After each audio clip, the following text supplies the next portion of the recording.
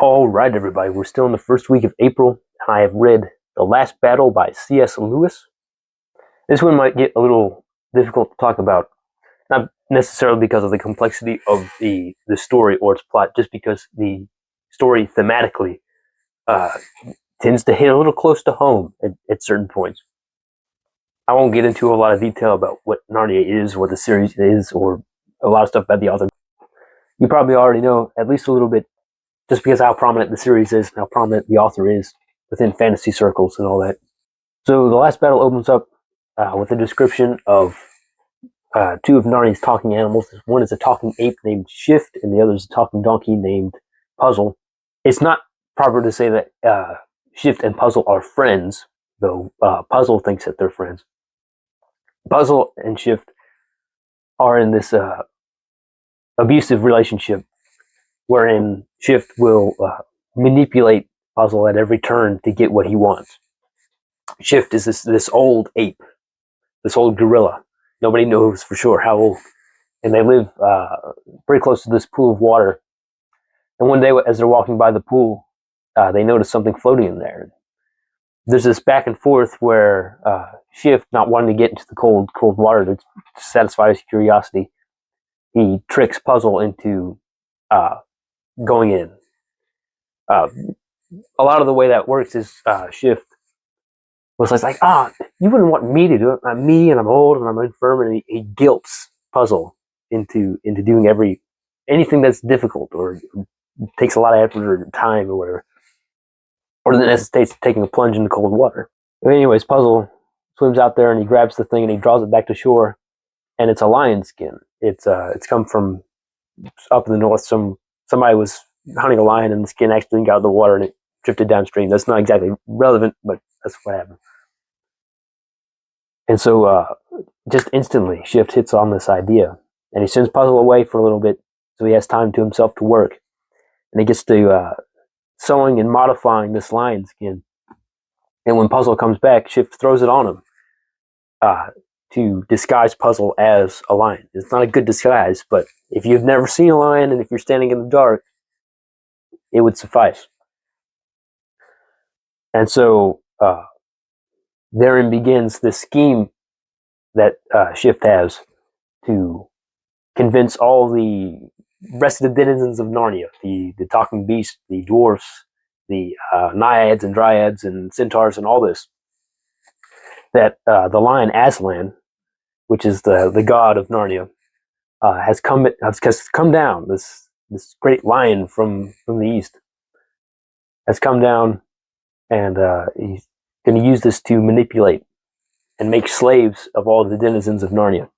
C.S. Lewis is pretty well known for his use of allegory. This is not, I wouldn't say that this book is allegorical, even though the themes, the subject matter it's dealing with, it's fairly obvious in what it's trying to get across. It's trying to get, The Last Battle essentially is an object lesson for young children in recognizing false teachers that were entered into the Christian church. I say that Shift becomes a false prophet for this false Aslan. And he uses this status in order to make slaves of the other denizens of Narnia. This is just church history shows that this happens a little bit, but even I think it's the second epistle of Peter in the New Testament, there's a passage where the Apostle Peter is warning people about false teachers that will enter into the church, and he says that they will make merchandise out of you. And that's exactly what's happening in here. Is Shift is trading and selling with people that logically should be on equal footing with him. His brothers and sisters, and the bit. That's where it gets a little difficult to talk about it here, just because a little bit of this comes close to home. A little bit of my own history inside the church, and having to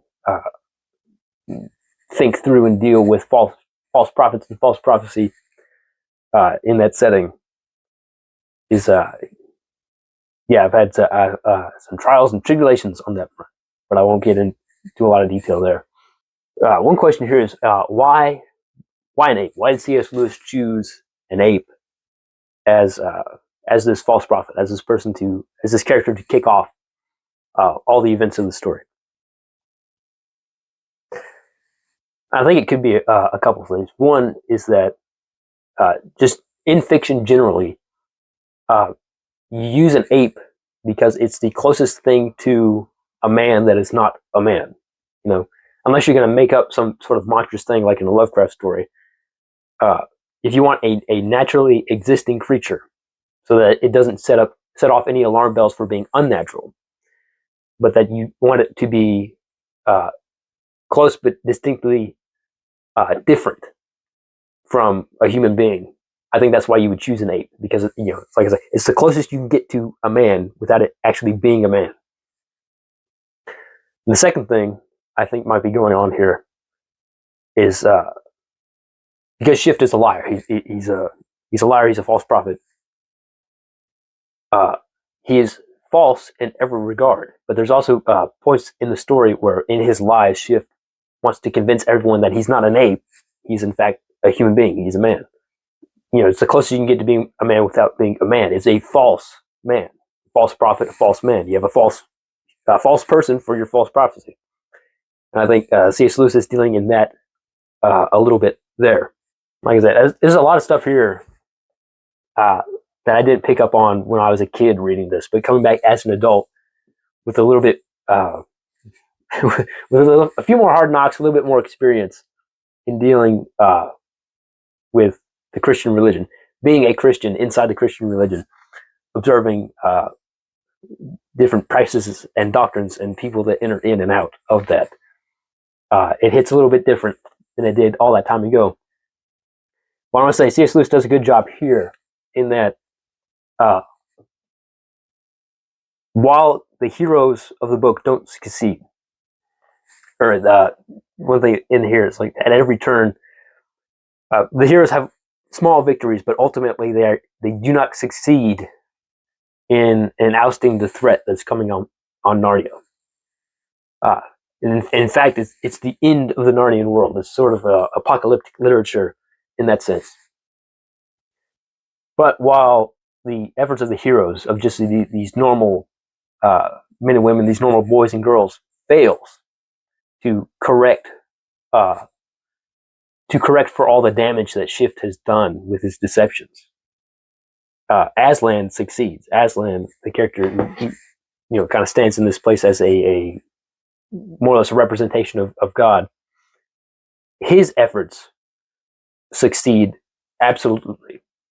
So even though it's the end of Narnia, it's the end of this whole world here, the ultimate purposes, the greater purposes, come to fruition. And that's a good bit of hope for people and for myself that kind of have been caught in this